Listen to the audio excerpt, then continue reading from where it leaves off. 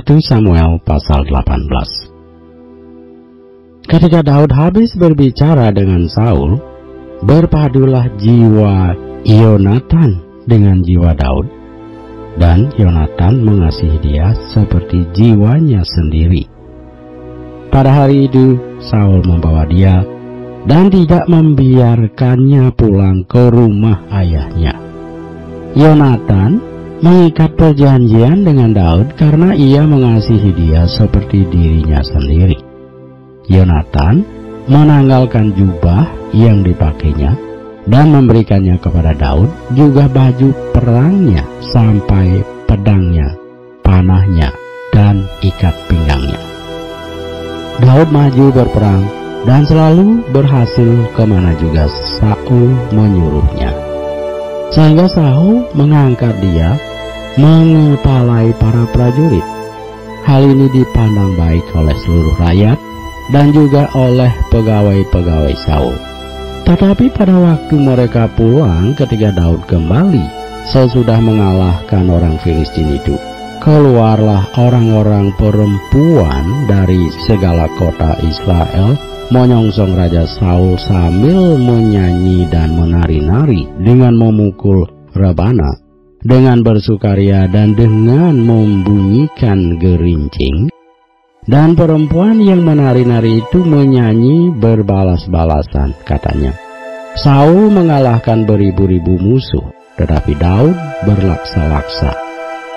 Lalu bangkitlah amarah Saul dengan sangat, dan perkataan itu menyebalkan hatinya, sebab pikirnya kepada Daud diperhitungkan mereka berlaksa-laksa, tetapi kepadaku diperhitungkannya beribu-ribu. Akhir-akhirnya jabatan raja itu pun jatuh kepadanya. Sejak hari itu maka Saul selalu mendengki Daud. Keesokan harinya roh jahat yang daripada Allah itu berkuasa atas Saul, sehingga ia kerasukan di tengah-tengah rumah. Sedang Daud main kecapi seperti sehari-hari, adapun Saul ada tombak di tangannya. Saul melemparkan tombak itu karena pikirnya, baiklah aku menancapkan Daud ke dinding. Tetapi Daud mengelakkannya sampai 2 kali. Saul menjadi takut kepada Daud karena Tuhan menyertai Daud, sedang daripada Saul ia telah undur. Sebab itu Saul menjauhkan Daud dari dekatnya dan mengangkat dia menjadi kepala pasukan 1000, sehingga ia berada di depan dalam segala gerakan tentara. Daud berhasil di segala perjalanannya, sebab Tuhan menyertai dia.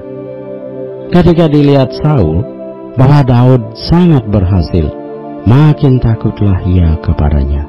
Tetapi seluruh orang Israel dan orang Yehuda mengasihi Daud, karena ia memimpin segala gerakan mereka. Berkatalah Saul kepada Daud, ini dia anakku perempuan yang tertua, Merab.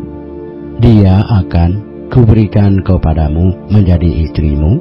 Hanya jadilah bagiku seorang yang gagah perkasa dan lakukanlah perang Tuhan. Sebab pikir Saul, janganlah tanganku memukul dia, tetapi biarlah ia dipukul oleh tangan orang Filistin. Tetapi Daud berkata kepada Saul, siapakah aku dan siapakah sanak saudaraku, kaum ayahku di antara orang Israel, sehingga aku menjadi menantu raja?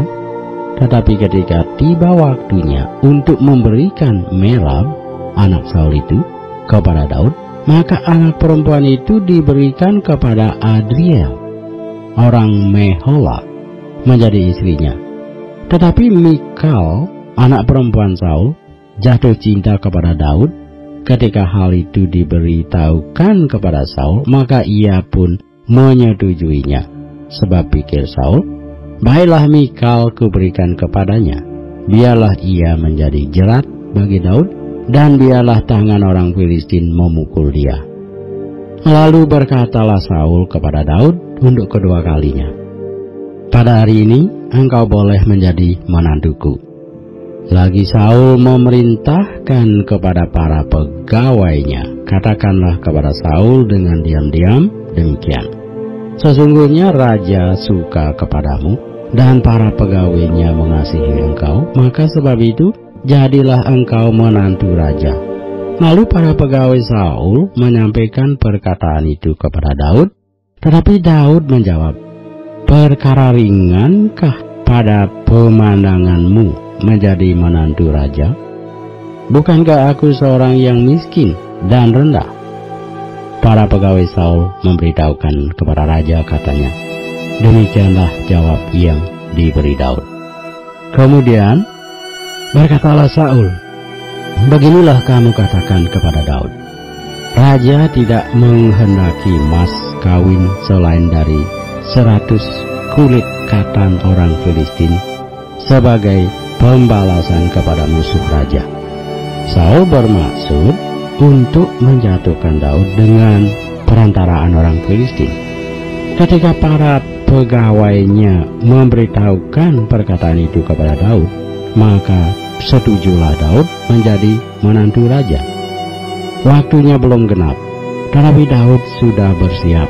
Ia pergi dengan orang-orangnya dan menewaskan dari orang Filistin itu 200 orang serta membawa kulit katan mereka, dan dalam jumlah yang genap diberikan merekalah semuanya itu kepada raja supaya Daud menjadi menantu raja.